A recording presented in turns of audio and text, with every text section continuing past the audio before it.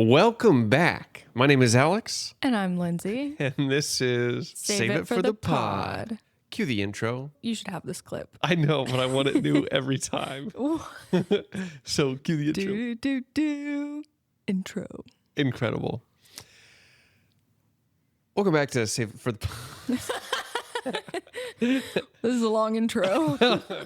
At Save It for the Pod, we read a book, watch a movie, a TV show, take some form of media, and then we talk about it. And the origin of its name is that once we watch it, we're not allowed to talk about it until the podcast. And sometimes that's 30 minutes and then we go record. And sometimes that's days or weeks. I told you to set a timer for this particular one. And how long did you have to wait? My timer says 45 hours, 36 minutes, and 3 seconds. Okay. And what piece of media are we talking about today? We read Broken Country by Clare Leslie Hall. How did you come across this book? I'm actually in a book club with some ladies, and this was a book that we voted to read. So we take a poll once a month and choose a book that way. Shout out to my book club. And we probably would have recorded this a few hours earlier, but I was so angry at the end of a particular part that I decided I'm not reading this book anymore. And I went to bed. I saw you get up from the couch, look up at the ceiling, you'd put the book down, and then you just walked into the other room. And I kind of was like, okay, I'm going to go check on him. And then you were just in the other room. You may have gotten a Kleenex to blow your nose. You were like kind of teary-eyed, starting to sob maybe a little bit, and very angry. Yeah, I don't know if there's been a book in recent memory that has caused me so much anger. So much so that I was like, okay, you know what? I'm done for the day. But this was one of those books, and we are going to get into it before we get started. Perhaps we should give a spoiler warning before we continue. There's always a spoiler warning with us if you haven't pieced that together by now. We're going to spoil the entire book, and we're probably going to spoil it very quickly. So stop listening now if you don't want that. Or get spoiled and have some fun with us. There are several narratives going on in this book. You have a past narrative, a not so far in the past narrative, and a present narrative.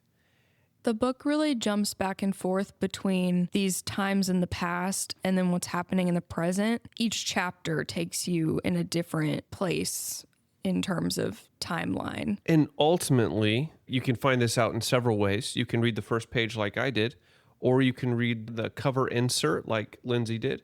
But a farmer has died, and a lot of the narrative is discovering who that farmer is, why they have died, and the circumstances that led to the death, and then the trial where the person accused of murdering said farmer is put on trial. We've got the main character, whose name is Beth. She is in the present day, early 30s. She has been a mother, but she lost her son a couple years back. You've got Frank, which is her husband. They live on a farm that Frank's family has been farming for hundreds of years, which is, as an American, crazy to think about. Our families have farms that go back maybe a couple hundred years, but this one felt like it was almost medieval. Because I remember one part of the book, Beth is like looking at their fireplace and how it looks almost like something out of medieval times that would have a cauldron hanging from it. And it's in the farmhouse and they get a lot of compliments on it. But I think it just goes to show this farm has been in the family for a really long time. That's how I read it anyway. Yeah, it reminds me of that song that's something about a third generation farm or... We're not singing that, don't worry. That won't be a podcast song for this episode. So that's Frank. And Frank also has his brother Jimmy, who also farms this farm with him. And they both helped out their dad, David, but he had died. Kind of recently. So those are 3 farmers we're told about. I don't think we really need to talk about the dad. I mention them only because I was trying to figure out which farmer was dying. But he's dead at the beginning of the book. Yeah, and I had a gross misunderstanding, which was... Okay. Well, I didn't know... You didn't read the flap of the book. Well, the flap doesn't necessarily... Oh, no, I guess that's true because you read the first page and still didn't had this misunderstanding. Yeah, so there are so many different narratives. I was trying to figure out when a farmer had died and how that related to everything else. So the only other character that's pretty important is this character named Gabriel, who is a character from Beth's past that was her first love. It was a very passionate summer fling. He was a very wealthy young boy at this time. They were approaching almost at the end of their teenage years, ending like high school before they go off to college. And they had a summer fling, and it was very summer loving happened so fast. And so I'm thinking, okay, how did Gabriel and her come in touch with this dead farmer? Is that why they stopped interacting? So you thought the death of a farmer happened maybe in the past? Yes. And I thought it was coming to light now, and that's why there was a trial. Interesting. I didn't have that understanding. I went in like, oh, something bad has happened. We're like piecing the patchwork together. Yeah. No, it took me 120 pages to figure out what you knew from the very beginning. Love that for you. It took me a little bit to really understand when things were happening. I don't think that was too much of a hindrance to the story because the story makes it pretty clear what's happening. So even if it takes you a 1 page like The Truly Gifted or 120 pages like me, the point is Clare did a good job of correcting my misunderstanding. And it was at that point, once I realized that I believe Frank and Jimmy's father died of some heart thing. He had a heart attack out in the field on his farm, just like he always wanted to go. And at that point, I was like, oh, okay, so it's not him that dies, which means it's Frank or Jimmy. And that was when I began to try to piece together which of them was going to die. And the expectation would be, I think, Jimmy. See, I thought when I read the flap where it says the farmer is dead, I feel like in my mind, Frank was the farmer. But then I was always like, but it's possible because Jimmy farms the farm too. So it was always possible that it could have been either of them. Yeah, and you've got a lot of family dynamics going on with the 3 of them where their mother died when they were pretty young, and Frank kind of acted as the new adult in the household while Jimmy was really struggling to process this information. And in some ways, I don't think he ever really did process that information. And I think that is like an underlying thing about this story is it's a story of not communicating. Like, we're just going to move on because there is work to be done on the farm. And so we're going to just push everything under the rug and not address these things that are lapidating around us. And there's a lot of imagery with their house, which is like the last thing that gets repaired. This tree that Frank proposes to Beth under, but that tree rots and eventually is dying. There's a lot of symbolism of as time passes and they let these things fester and it's deferred maintenance, but it's not essential to the farm. It never gets touched. And I think that is the same thing as what's going on inside of a lot of these people is it's not essential for them to work through the demons and the ghosts that are haunting them. And so it eats at them and everyone just kind of shoves it under the rug and hopes that everything's okay, but it's not okay. And it's hard for them to talk about the fact that it isn't because they all collectively know, but can't admit it. Jimmy was like 11 when his mom died, and Frank was maybe 13 and did take up the responsibility of basically raising Jimmy from that point forward. because their dad was just pretty checked out in his grief. And it says it at one point in the book, Jimmy kind of got stuck Yeah. as an 11-year-old boy and can't handle big emotions well. You see him throughout the book as an adult. If something sets him off, he really takes to alcohol and he can be kind of violent and get into some trouble. And this is a pattern. It reoccurs. And Frank, he is very mellow. He's very grounded and easygoing and lets things roll off of him. The way he handles Jimmy is to just clean up after Jimmy, help Jimmy get home, get him into bed, and then just like don't talk about it and let it go. And I think that by the end of the book, I think there's some realization of how Jimmy wasn't okay, and handling it the way it was handled never actually gave him the help that he needed. The other relationship besides this young fling of Beth and Gabriel, who bond over their single brain cell that they share and their intense desire to be authors, whether it be poems or novels. The other relationship is Frank and Beth, who Beth eventually marries. Yes. So Frank, he says that he's loved Beth since he was 13. And he saw her on the school bus every day and would always smile at her. And they had mutual friends kind of saying, oh yeah, like he wants to court you whenever we're old enough. And she always has him in the back of her mind too, until she meets Gabriel.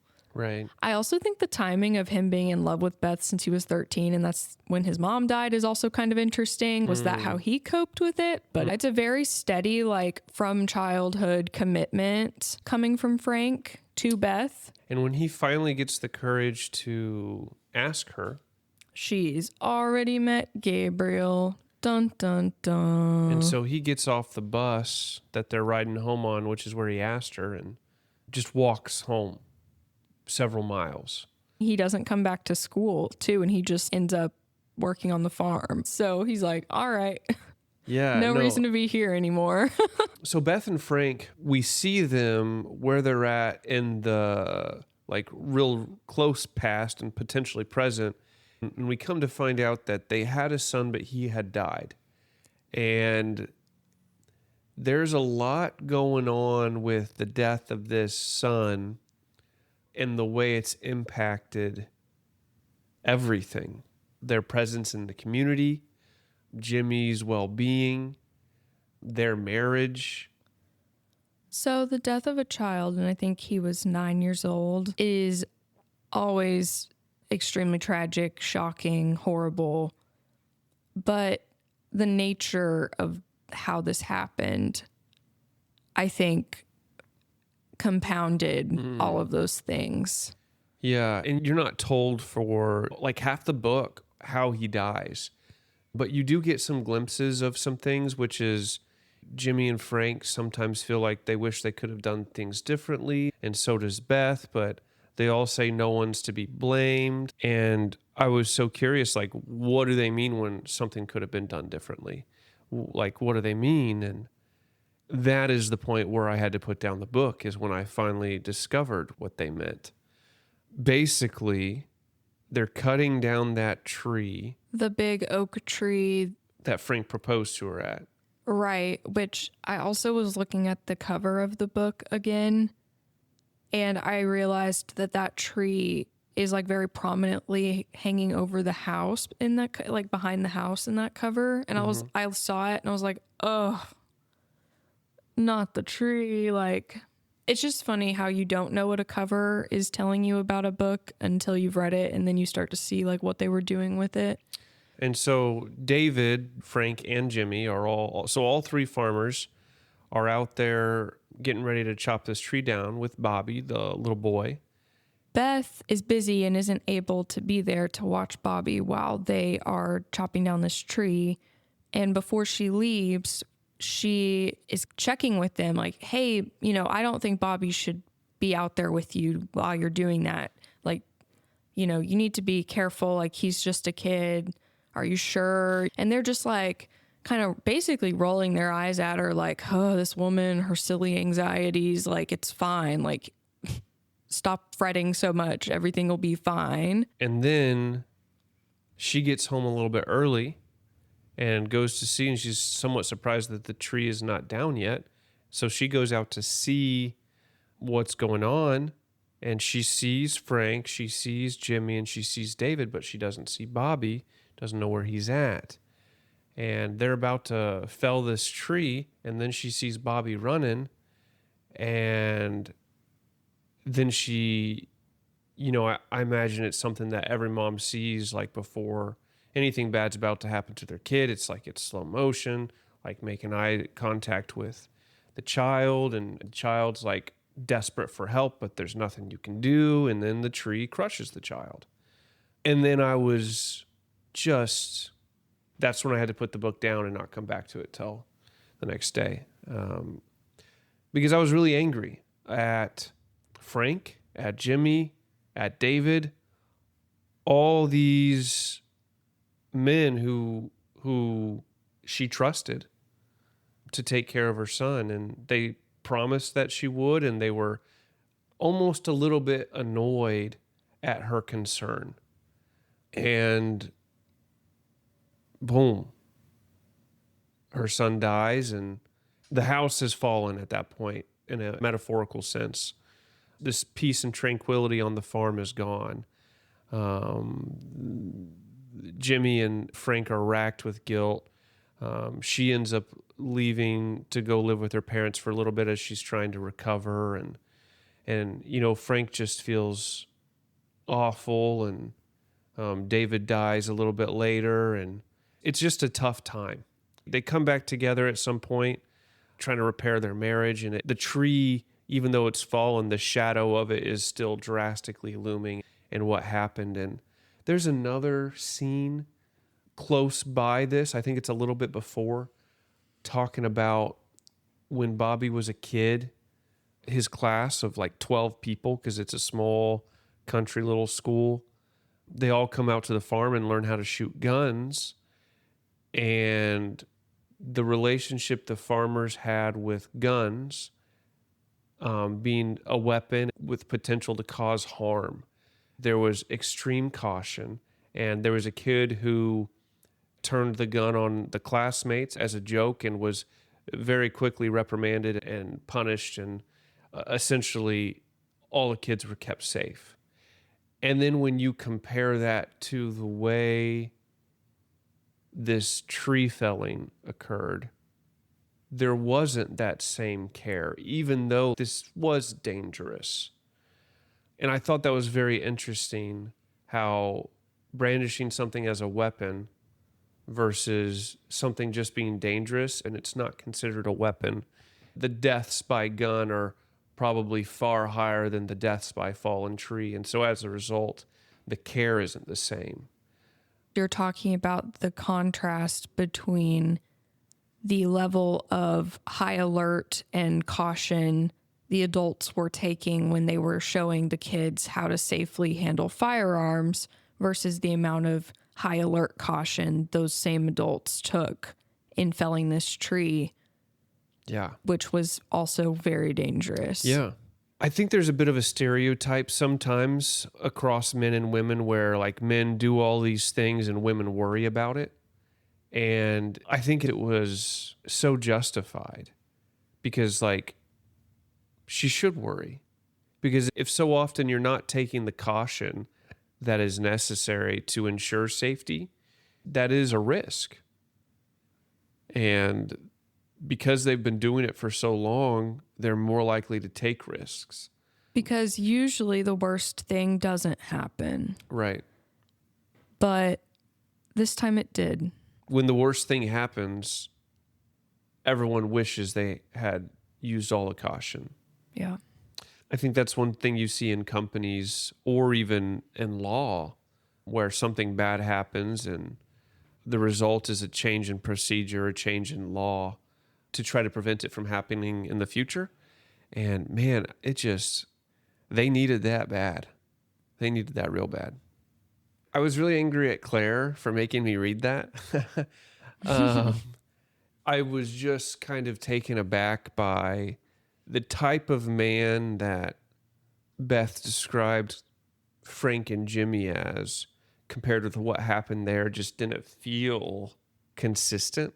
And I was so frustrated and confused. And I felt like she was gaslighting herself in a way and being okay with what had happened. And I know it was an accident, and I know accidents happen, but it's like, gosh, I felt so bad for her.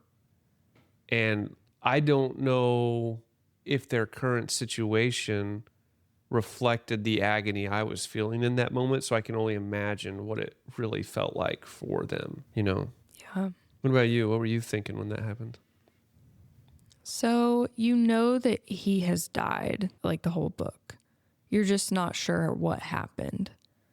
So while it just kind of guts you to read about what happened, it's not like it came out of nowhere. So I had that experience of like feeling pretty gutted by it. It's just awful. But then I moved into anger really quickly too, I think, like you described, where I was just so angry that they had belittled her concerns, that they had been kind of, God, like this woman and her anxiety, like chill, you know, relax, it'll be fine. It'll be fine.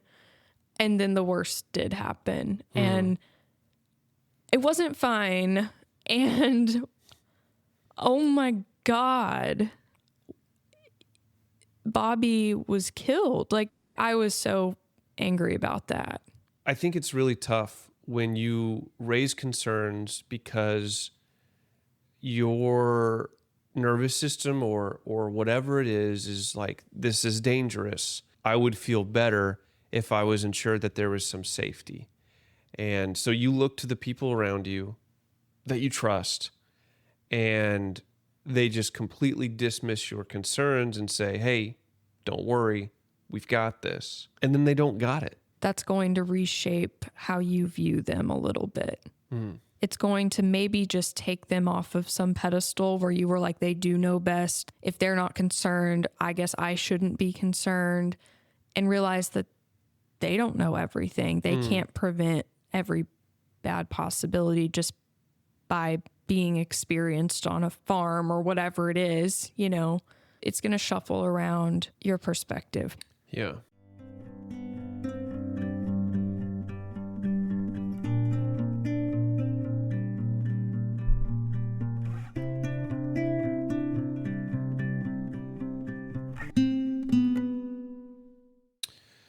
A couple years after Bobby has died, Gabriel moves back home. And when Gabriel moves back home, he also has a son who's just a couple years younger than what Bobby would have been. And we get this scene pretty early on in the book where this dog runs up on these baby lambs. The dog starts slaughtering the lambs. It ain't pretty. This was Gabriel and his son Leo's dog. It was the breed of dog was like bred to do that. I think that's what Gabriel tried to rationalize it as to his son, of like, oh, this dog was just bred to like see things and attack. It was just doing what it was like wired to do or whatever. And Jimmy goes and gets a gun and kills it. Right as Leo and Gabriel are arriving at the scene, so Leo basically watches Jimmy kill his dog, and it's pretty heartbreaking for Leo, and Beth has a lot of empathy for Leo, and there are reasons why she does that we as readers are not privy to. And in fact, she doesn't communicate those reasons for the entire book to us. Did you, for a second, expect that plot twist? No. I didn't either. There are some people who maybe could have. I wonder if any very astute readers out there clocked it at any point, but I did not. Yeah, so the plot twist, we should just go ahead and reveal it because it's vital to talking about the characters in these moments. It just puts so much clarity on what is actually going on in their heads, despite what Beth is giving us. The message that I sent my book club chat the second I read this plot twist was, okay, I did not expect that Bobby was Gabriel's son. What the heck? Bobby was conceived right before Gabriel and Beth broke it off. And then shortly after that, her and Frank got together, and Frank knew that she was carrying a child. Again, he just let it roll off of him. She basically tells him, she's like, so I'm pregnant. He's like, are things over with the father? And she was like, yep, ship has sailed. And he was like, well, then congratulations are in order then for us, I guess. Like, he just was immediately like, okay, the girl I love's pregnant. Okay, we're with child. Like, and so that kind of that is the key in the puzzle that no one else in the book except Frank and her have. And so when everyone's trying to figure out why Frank is allowing her to like go babysit her ex's boy and spend so much time over there and even see Gabriel. well, he doesn't like that she's doing that. But even when it comes out that she has started an affair with Gabriel, which she does do, even then, Frank, I mean, he's not happy about it. Like, he's going to the pub and drinking nightly, which is so unlike him. He's like barely able to even talk to her. They barely are seeing each other at home because he's like, he doesn't like that this is happening, but he also isn't doing anything about it. Yeah. There's a few reasons for that. Part of it is just Frank's nature is not to like be highly reactive to things. And he just really wants Beth to be happy. And he also is carrying massive amounts of guilt, and it's multi-layered, and we can get into each of those layers. Yeah, because he feels guilt, and I think a certain amount of, if you know what Giotto is, he feels toe. Nobody knows what that is. Okay. I'm so sorry. He feels a certain amount of obligation to, that's the direct translation. It's not a great translation. He feels a certain amount of obligation towards both of them because he feels responsible for letting their child die. Even if he raised Bobby, he knows that it's Gabriel and her child. And when they see Leo and Leo looks a lot like Bobby, he probably has that in his mind. And I think he has concern that Beth is trying to replace Bobby in her mind with Leo. But from our perspective, before we have this information, it feels really good for her to talk about Bobby with both Leo at first and then Also Gabriel. Yeah. Because Frank never talks about Bobby. No. He almost copes by pretending Bobby never existed. And she's just so lonely in that because Bobby was her whole world. So now she has these people she can talk about Bobby to. And one of them is his biological father, which we don't know, but she obviously does. And he doesn't know either. He doesn't know either. Frank and Beth carry some level of guilt before Bobby even dies that they have hidden the fact that he is Gabriel's from Gabriel his whole life. Yeah. Bobby's whole life. Is there any other layers you want to unpack there? No, I think it's just the layers of they hide Bobby's biological father. That knowledge from him is one layer. And then Frank feels the guilt of what happens to Bobby, both for he feels guilty towards Beth, but also Gabriel. Yeah. I have this noted on page 87 was the first time I almost cried. I didn't. My tears welled on page 87. And what was happening there is she was confronted by Gabriel about why she was talking about her dead son so much with Leo. And in that moment, I was like, okay, I don't feel like she's a reliable narrator here because I feel like anyone could see why someone would want to talk about their dead son. But I was like, okay, so she's telling on herself. She feels guilty about it for some reason, and we're not privy to why. And I thought that's what we were going to discover. And eventually we did. And I was like, there's sadness here, and she's super lonely, and she feels guilty about what she's doing. And she is, I think, potentially projecting that guilt and like disapproval of this, talking about her son to Leo onto Gabriel and his reaction. And in that moment, I was like, this is probably the first legitimate connection that she's felt in some time. And like, she feels guilty about it for some reason. That brought me a lot of clarity when that was revealed, because I was like, she did feel guilty. We need to resolve the mystery of which farmer died. And I think that the author gave us a really huge clue really early on, and you clocked it. So if you remember from your high school obligated reading of Mice and Men, Beth feels like these two brother farmers, Frank and Jimmy, remind her of the characters in Of Mice and Men. Now, I kind of forgot what happened in Of Mice and Men, so I was like, oh, that's probably important, but it didn't like then inform who I thought was going to die. But you said on page 120, you were like, I have a prediction. I wouldn't be surprised either way if it's Frank or Jimmy that dies. But the strong evidence for Jimmy is the Of Mice and Men reference, because Jimmy reminds Beth of Lenny from Of Mice and Men, who is the simpler brother. Yeah. Let me check real fast. We'll fact check it. It could be horrible for us to talk about books and get Of Mice and Men wrong. We'd have no street cred. George and Lenny. Lenny is the one who accidentally kills the boss's wife in Of Mice and Men. That is spoilers for Of Mice and Men. I'm so sorry if you did not know that. I'd feel bad, but that was written in 1937. So if you haven't read it now. It wasn't that long ago. No, I'm just kidding. That was a while ago. The only other thing that I was trying to figure out at that point in time was they had talked about how in Gabriel's novel, he likes to subvert tropes. So if we were taking that like dangerous oaf trope and subverting it, it would have really leaned into the scene where Jimmy delivers Bobby, because he's really good in a crisis, which we come to understand he was really good in that crisis, but perhaps not in the crisis he causes.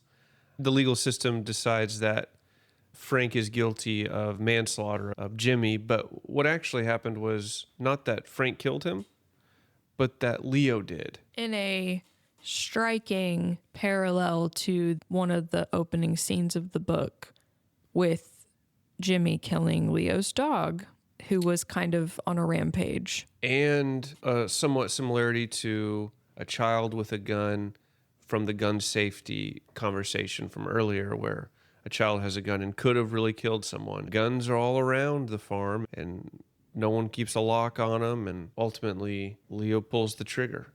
And it's in this moment that Frank says, okay, I failed to keep one of Gabriel's sons alive, and so maybe here's where I can atone for my sin. And so that's why he takes the fall, and they try to set up a story where it was an accident because Jimmy was being violent and they were in a tussle. He was trying to get the gun away from Jimmy, accidentally misfires.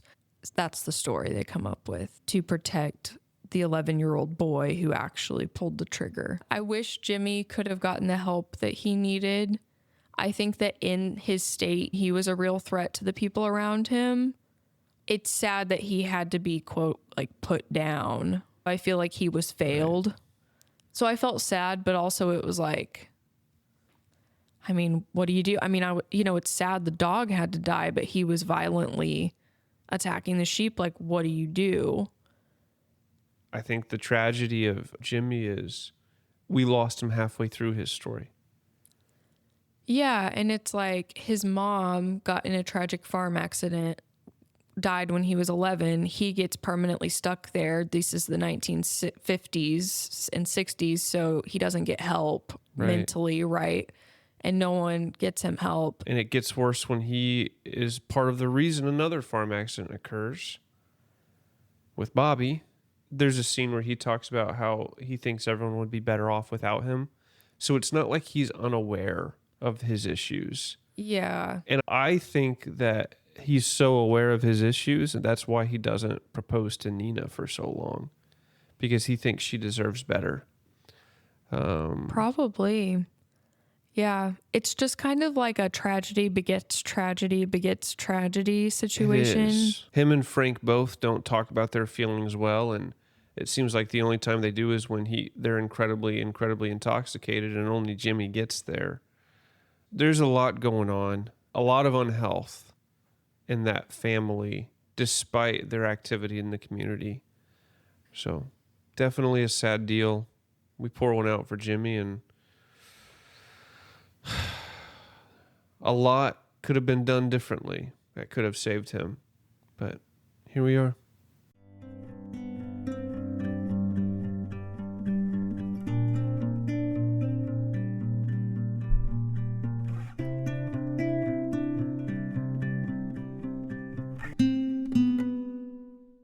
Interestingly enough, it's when they're beginning to tell the truth to one another, and like all this real complicated love affair is made public, that they're actually, it seems from my perspective, finally able to move on.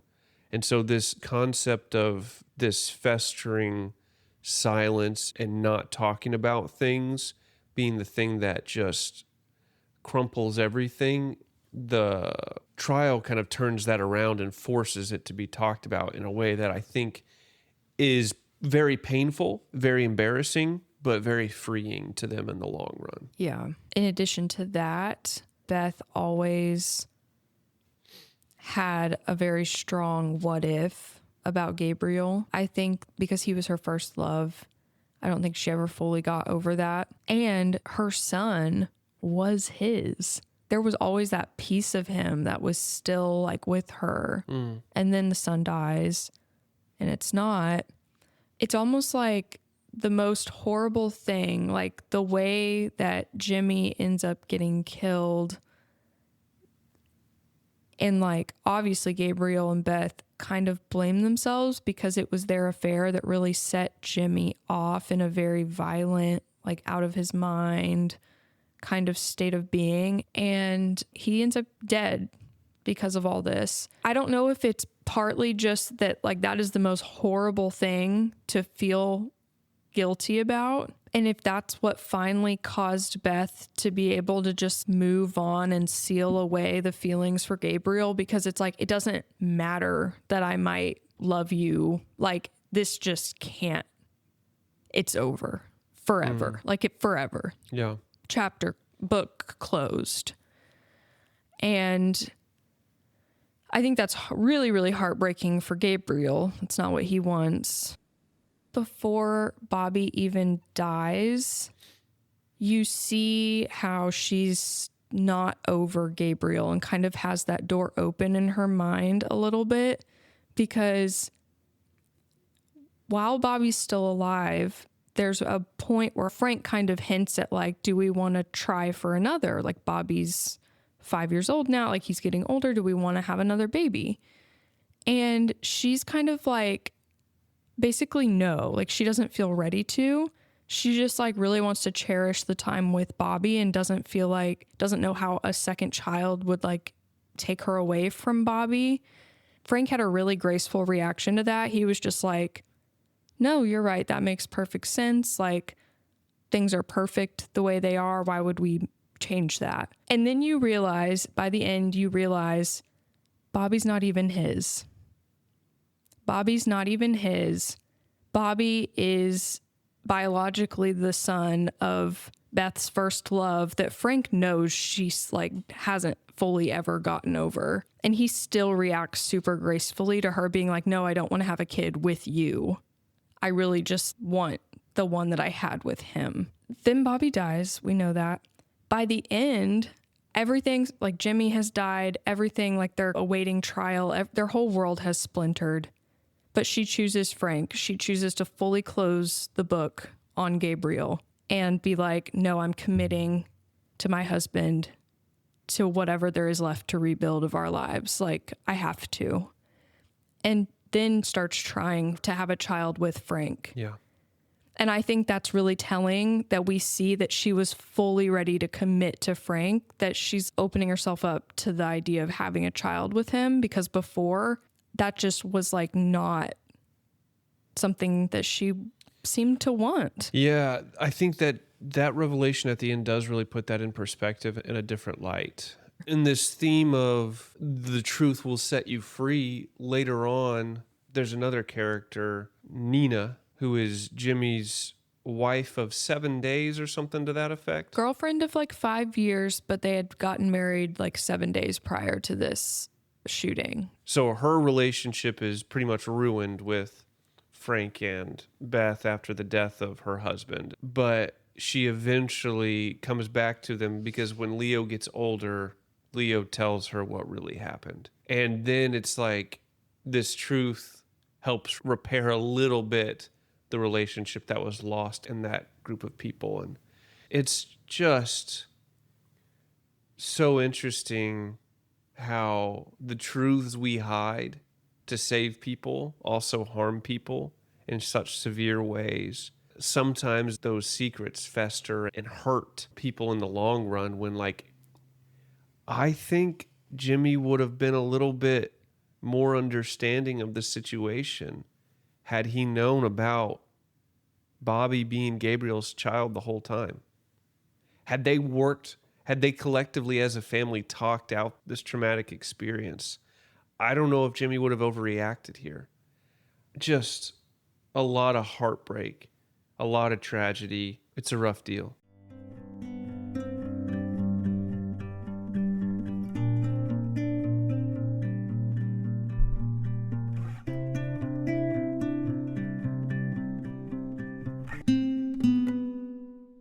This entire book, you think poorly of Frank, and then you think poorly of Gabriel, and then you're like, actually, Gabriel might not have been that bad of a guy.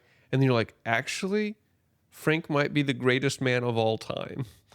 And not totally, because he obviously had a lot of flaws. And some of the things that made Frank seem so great were also things that I literally was like, is Frank just the most chill, amazing guy ever, or is this trauma? It's trauma, I think. How much is this pure personality versus trauma from childhood that has made him how he is? And some of it's good, but some of it's bad, like the way that he just always helped his brother but never got his brother help, you know? Right. I don't know if you can fault Frank for at 13 not knowing how to handle his brother. For sure. But I will say, I do think the comparison of Frank and Gabriel as individuals and the way they interact with Beth is worthy of thought, because it seems one theme we constantly see between Gabriel and Beth is this about you or is this about us? Like, is this a you problem or is this an us problem? Yes. And Beth always wants it to be an us thing, but the way Gabriel words it is always a you thing. Whenever she needs help, he's always like letting her just be stranded to take care of it on her own. Yeah. That's kind of how he operates. And Frank, he looks at her pregnancy and he's like, can this be a we problem? Or like whenever he ends up in prison for a handful of years, he doesn't want her or their new child to come visit him in prison. He just wants to like show up on the farm when he's released, and that be when they get to see him and start their new life. He says a thing like, let me do this my way.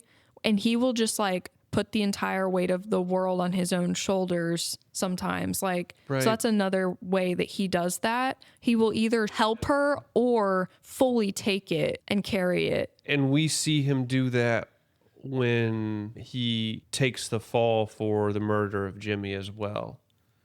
One other thing that I noted that isn't necessarily direct contrast between Gabriel and Frank, but it's almost like contrasting Beth and Gabriel to Frank. Yeah.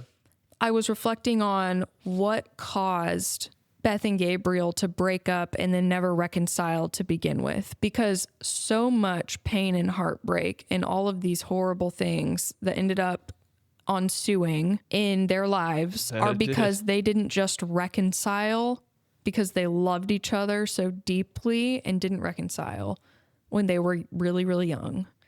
And I was thinking back to like how it even happened. So she thinks he cheats on her. She says something that like is probably the most hurtful thing she could say to him because she's upset.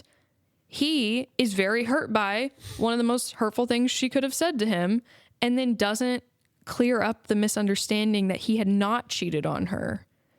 And he never clears up that misunderstanding. Had he just cleared up that misunderstanding, he would have got to keep her. He would have found out that she was pregnant with his child. All would have been fine because they did love each other. She lashed out, and Gabriel, in his pride, never reconciled or tried to clear up the miscommunication. I don't think Frank would have behaved like either of them there. Like Frank wouldn't have lashed out like she did. I feel like what you're describing there from my perspective seems to be the nature of their relationships with one another. Because Beth and Gabriel, it was very like high octane. It was like full tempo the whole time. And so there is no calmness in that. There is no ability to de-escalate. It is just all escalation all the time. And the way Gabriel goes through the world and the way Frank goes through the world, Gabriel wants it all in some ways, and Frank is like just hoping to have a peace. That's the way they interact with Beth, where like he doesn't just want Beth, he wants Beth to interact with him a specific way. He wants to have her. And I think Frank just wants to be near her. He's like, well, can we at least be friends? You know, if you've got someone. And it's interesting, I guess, because I'm like, who loves her? But also, does Frank love himself? Because he's kind of letting himself get walked over this whole time. And I think that is indicative of the type of love he thinks he deserves, which I don't think is much in some ways. That goes to show how guilty he feels for about where Jimmy ends up. Because in some ways, the love that you accept is the love you think you deserve. And Frank's willing to have a love of someone who's raising someone else's kid and doesn't want to have a kid with him, who he knows that she sometimes reads about her ex in magazines and kind of keeps tabs on him. There's definitely a sense that he knows he's playing second fiddle, and he just really does love her that much. And so the question is, does that make him a good man, or does that make him a beaten man? And I don't know, but I do think where he ends up is a good place. All of these characters are morally gray, very human, very flawed. I could see people having different reactions to these flawed characters, and some people might just be like, no, this about this character is unforgivable to me, versus like being able to kind of have empathy. Some characters you might empathize with more, so it could be interesting to delve into and see how we differ there. Are any of these characters, Frank, Gabriel, and Beth, unforgivable to you? I think I have issues with the way all three of them do stuff throughout the book. But again, it's like we get to see the resolution of their story. To judge a human for where they're at in the present and not where they end up is selling them short of their life. I don't know if that's fair to say you're stuck in the struggle right now and I'm going to judge you for it, as opposed to say, like, let's see where you go. And as this is going on, I think the experience that I had was, oh gosh, these people are so lonely. Mostly for Frank and Beth. Their marriage is a charade in some ways. Like, they're not in a relationship that seems healthy. They're not in a relationship that seems happy. They're just enduring because that's normal. I have a lot of sadness for that. And then when she begins her affair, I think, oh, like she's finally having connection, something she's been starved for several years. And so despite the moral issues with that, I see what the character is looking for. I'm bummed that she still can't talk about this subject with Frank. And I'm also bummed at Frank's view of himself, where he would just kind of allow this to happen and no repercussions. And I know there's a lot of guilt going on. And the reality is, it's like, I am making judgments on them before I have the full story, because they won't tell me the full story. True. And so in some ways, it's like, who am I to assume I'm even a fair judge, because I don't know the fullness of what's going on. And that is something I felt pretty strongly by the end of the book, is like, a lot of my judgment came from ignorance and assumption. And there was far more to the story than I realized that they were keeping from me. The author definitely takes you on a roller coaster of how you feel about these characters, because one second Frank feels like the kindest, most understanding human, and he kind of is, but I also was so fuming at what happened to Bobby and feeling like there was responsibility on Frank's shoulders and the other two for that.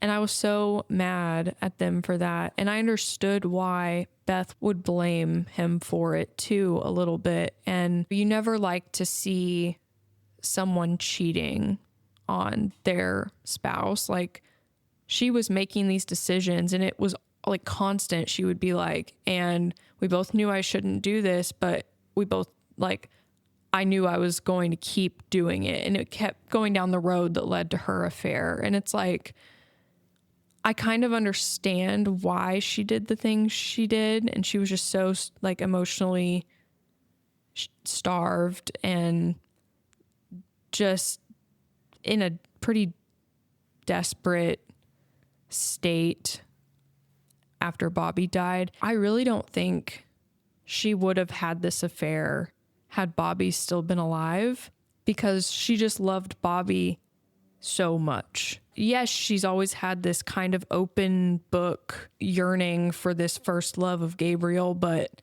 I don't think she would have went there had Bobby still been alive.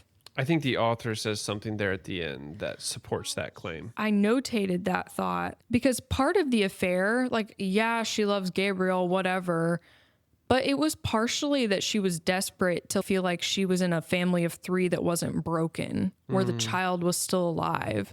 That was very much part of why she was doing this. And then not that many pages after I made this note, she literally has the thought, if Bobby had lived, I would have continued in my little enclave of good fortune, but Bobby died. Everything fell apart. And then soon enough, Gabriel appeared. And sure, that's her kind of like rationalizing what she did or how she understands her own story.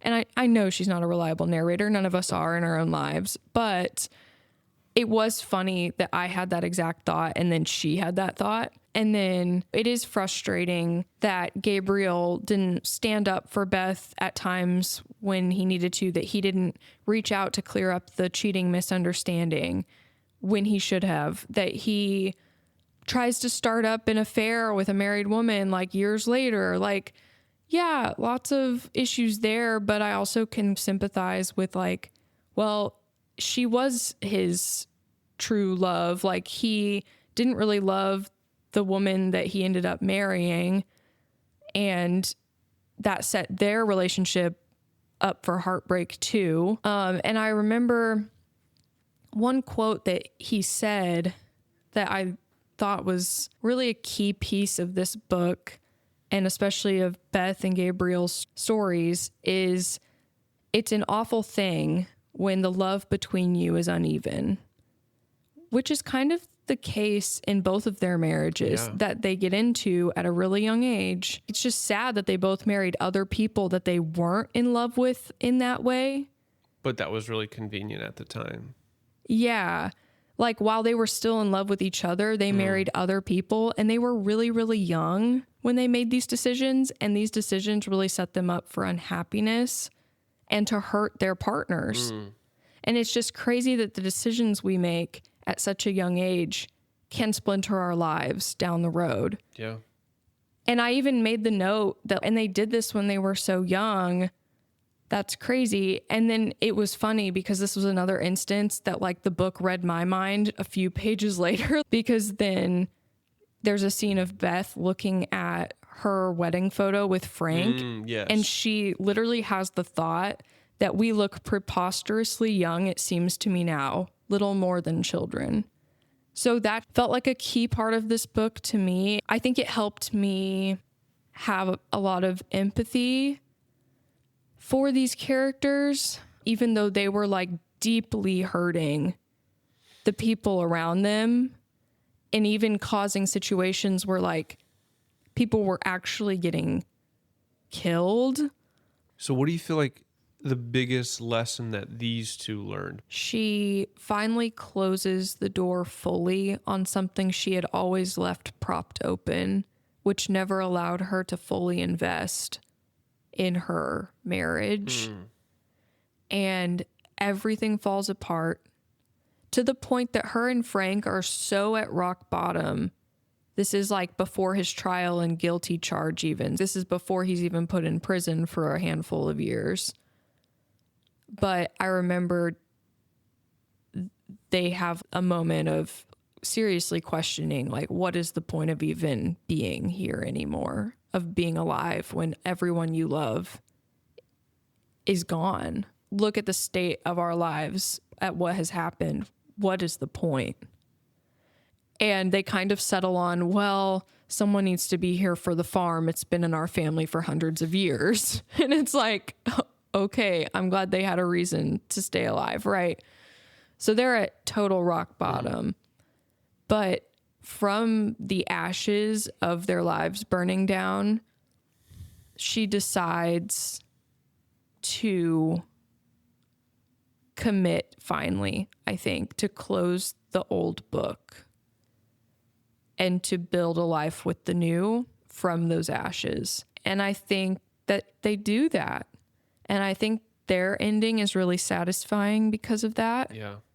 Like really satisfying. Whenever I saw the chapter titles, I wondered if the last one would be a new child, like a child's name. The last chapter is Grace.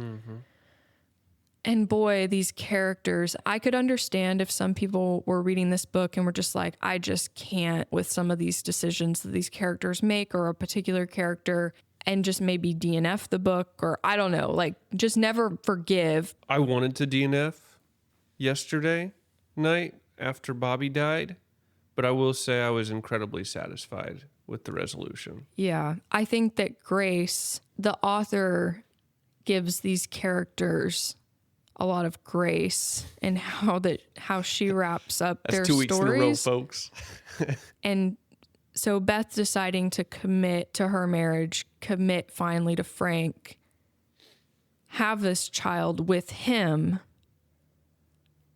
and they name this child Grace. And one of the last scenes where Frank shows up at the farm, he's got out of prison, and so like he just starts walking up onto the farm, and Beth and Grace are outside and see him.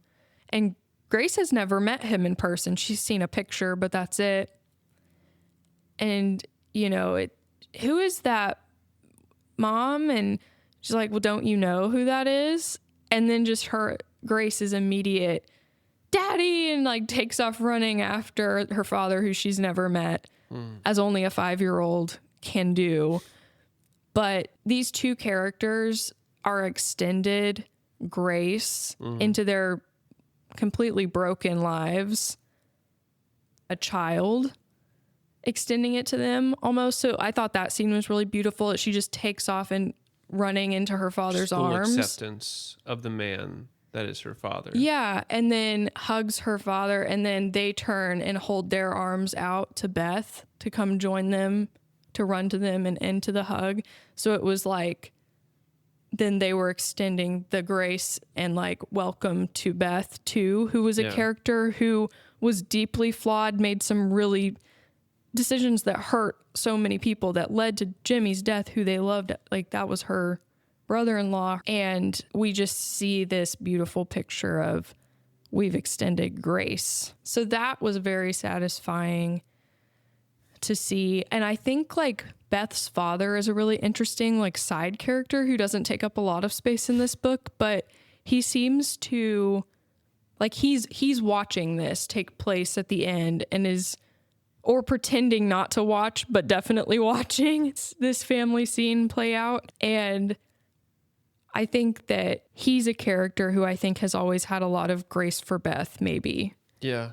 And understanding of her and like the situation she's been in. So it was kind of beautiful to have him be a witness to that scene. And I also think it's a callback to when she first comes home from meeting Gabriel the first time and is like, my little baby has fallen in love. And here he sees it again. And it's like, I don't know if he could deny the love there at this point. Yeah. I always got the impression that he was holding out for a hope with Gabriel. But at the end, I think he's like, no, this is what she needs. Speaking of Gabriel, he is another main character that I had some feelings about how his story wrapped up. I felt like it was definitely less wrapped up than Beth and Frank. It was a little bit dissatisfying, actually. He writes his next book, and it's a success because scandal causes good book sales. His plan the whole time. Him and Leo move out to California because that's where Leo's mom is. The state. Yeah, and that's kind of it. We get a sense from his book that he is just very sad and like devastated because Beth closed the chapter for good, and he knows that. I mean, a man died. Like, he knows that too. He just doesn't understand, like, why did Frank do this for my son? That doesn't make sense. And then that's when Beth tells him, well, Bobby was yours. And Frank always carried that guilt. And so I think he wanted to protect the son you have left. So Gabriel learns that he had a son he never got to know. He feels like he has lost the chance to be with what he considers the love of his life. Mm-hmm. And I mean, that's kind of his ending. It's a intentional comparison or contrast between the humility almost to a self-deprecating level of Frank and then the pride of Gabriel. Even their names, where Gabriel calls upon angelic names of Jewish mythology, and Frank is just like, Frank. Hey, we don't know the etymology of the name Frank. Maybe it is just as angelic as...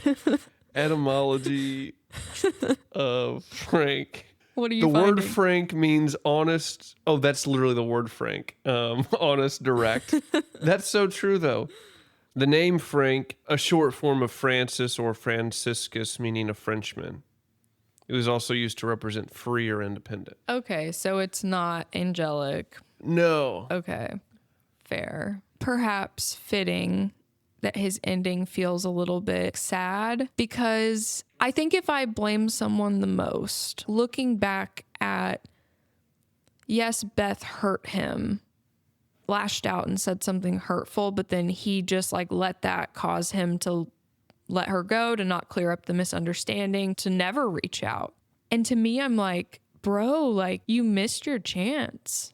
And that's sad for you. It is. That's the bed you made. Your pride or whatever it was, to me, that's maybe the part I least understand about decisions a character made in this book. Him deciding to not reach out like ever. Right. Maybe he would have gotten what he wanted had he actually went after what he wanted. Maybe if he would have just been a little bit more frank. Perhaps. Not the pun. What was your cry count? I think 1 or 2. Okay, you can't just say 1 or 2. What are they? Well, the thing is is I don't remember if I actually cried when Bobby died, but I was like gutted and angry. And I don't remember if there was tears or not. That part was rough to get through though, regardless. But I know that I got a little bit choked up right at the end. It feels like that's what happens with me is I get choked up right at the end at books. Yeah. But I think it was just the end of seeing that scene with Beth, Frank, and Grace, and then into the poem that Beth wrote to Frank about Bobby and about like extending grace to Frank over what happened to Bobby. Almost like from Bobby's speaking to Frank is kind of how she wrote it. And I think I just like couldn't deal and got a little choked up about that. But what about you? Yeah, both those two spots you mentioned is where I was crying. And I was just so angry at Bobby's death. I think it's pretty likely that if I was her, I would have just up and left. That, like, all right, bye. Like, I don't know if I could have handled not having so much hatred for the carelessness for the thing that I loved the most. How do you recover from that happening? It's kind of one of the parents' fault. Yeah. How do you recover from the loss of a child, regardless of how it happens, but how do you recover from that? Yeah, I cannot imagine the emotional turmoil going on. Clare really made me angry there. And so I shut the book and left, and you were kind of like heaving and like kind of sobbing a little bit. Yeah, it was a rough, like, being mad. Yeah. She had a lot more forgiveness in her heart at these years later for these people who have a certain amount of responsibility than I was having in that moment reading. That is for sure. And then the second one would have been the end. It's just a real sweet ending, but it was also like a bittersweetness to it at the same time. And I think that's any time where you've lost something and you have something new, but there's still that memory of what has passed. So yours was 2? Yeah, 2. There were a couple times where I was like, you kind of teared up? Yeah, I had to fight back. One thing we haven't talked about is a lot of this book is about living on a farm. Yes. There's a lot of focus on the farm, the land, the animals, taking care of it all. It's just the setting of a lot of the book. And we have family who have farms, and we didn't grow up on farms, but kind of adjacent in that way. Farm adjacent, but have recently started getting a little bit more involved. So, I mean, this book made it seem like a farm is, aside from like tragic accidents that can befall the family, is a great place for children to grow up and learn a lot of responsibility and be really connected to nature and to animals and learn how to, in a crisis moment without preparation, help a woman birth a child in a way that's safe. And granted, we also have friends who have helped birth children that have not worked on farms. He kind of just caught that maybe. I don't think he tied the umbilical cord off or anything like that like Jimmy did, but so yeah, it was really interesting having a book so focused on like farm life at this point in time in our life, as we've started to get a little bit more in tune with what's going on in our family's farms. But it does seem in some ways the setting was really nice and it felt very picturesque and just like some beautiful landscape. And I think that concept of a humble life fits into Frank's character in contrast with Gabriel, who they always talk about how he just seems out of place in this countryside. There was even a contrast when Jimmy gets married. It's like a community event, like the community all came together and volunteered, like, oh, well, we'll take care of bringing this and we'll bring this decoration or this food item or this and that, and basically take care of setting up the whole wedding and like bringing everything for it. It's very much the community event. And then Gabriel, years ago, when he got married in this town to a rich American girl, and his mom kind of plans the whole wedding, and it's this huge affair. It's like totally out of place in this small community. Bunch of celebrities come in. It's like the event of the season, of the country, like whatever. That's another like huge contrast where we just see the difference between these two families and two kind of ways of life. And I just was thinking, just looking at how this community came around to help the wedding happen for Jimmy and Nina, I was like, man, I feel like this, either you're rich and you can just throw a huge wedding like what Gabriel's mom planned for his wedding, or maybe you live in a community, and I honestly wonder if this is a lost art, like if this happens anymore, where communities come together like that for celebrations like weddings. But in today's world, it feels like there's a lot of us just caught in the middle where we try to have the big wedding, but it falls on the bride and groom to kind of plan the whole thing, pay for a lot of it, or at least them and their parents are paying for all of it. And it's really expensive. And there's a whole capitalist machine around what the idea of a wedding is supposed to be. I do think it would be more meaningful. In a lot of ways, it's a great way for the community to work together. And it's like, even despite the financial problems that the farm was having, their family was known to just leave food at struggling people's doors and stuff. Frank was like a handyman at the school whenever Bobby was going there. And unofficially, the way that the death of Bobby just removed them from community was really sad. Yeah, but the book does, and I don't know if it romanticizes like aspects of small community life, but I think it probably does just highlight some of the beautiful aspects of it, to be sure. There are obviously it also like difficult aspects of it, but it even touches on the concepts of gossip in a small town, and the way that word gets around and everyone knows immediately like your business, which is true. Yeah. Not that we would know. No, because we're not from a small town and you'll never know what it is. I hope. Yeah. Well, we don't live there, so it's fine. Or do we? Thumbs up, thumbs down. How would you rate the book? I give it a thumbs up. I think that people and people's feelings are messy, and I think that this book delves into that without blinking. It shows all the ugly, and I think the message at the end is about grace. Yeah. I read this book in one day. I don't do that often, but this book was gripping to read. It really holds your attention. It's interesting as you're trying to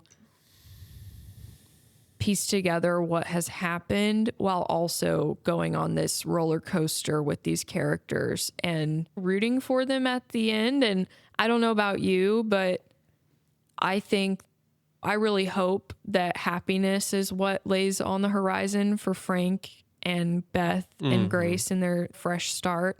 I think that they really did deal with all the skeletons in the closet. Everything finally came to light. Everything finally got dealt with instead of just pushed down or swept under the rug. So I think they've got a really good shot, barring any unforeseen tragedies that could befall them, but I'm hoping for a happy ending for them, and I think they're going to have it. What about you? Yeah, I'm presuming they're going to put some safety precautions so they don't make the same mistake twice. But yeah, I would give it a thumbs up. I don't know if I've been as angry as I have been at a book in some time as I was at this book, but I also finished the book pleased with the resolution. So thumbs up from me too. Well, I think that's it. I think that's a wrap. That's a wrap. Do you want to cue the outro? I actually don't have one this week. There were no songs that needed to be sung. And quite frankly, our listeners might be annoyed if we end every episode with a song. So we're going to keep them on their toes. So in that case, do you know what the outro is then? No. Do do do do. Outro. What's the opposite of that? Do, do, do. Wait, what would be that backwards? Do do do do. Ooh, Do, do. do, do, do. Well, I feel like that's the outro. Should I just though. play it backwards? Yes. Use that technology. Okay. Do I need to do do do do do intro and play that backwards? It would be outro. Do, do, do, do. But the opposite of do, do, do, do. Do do do do. Basically. All right. All right. Well, we'll cue that in right now. Outro.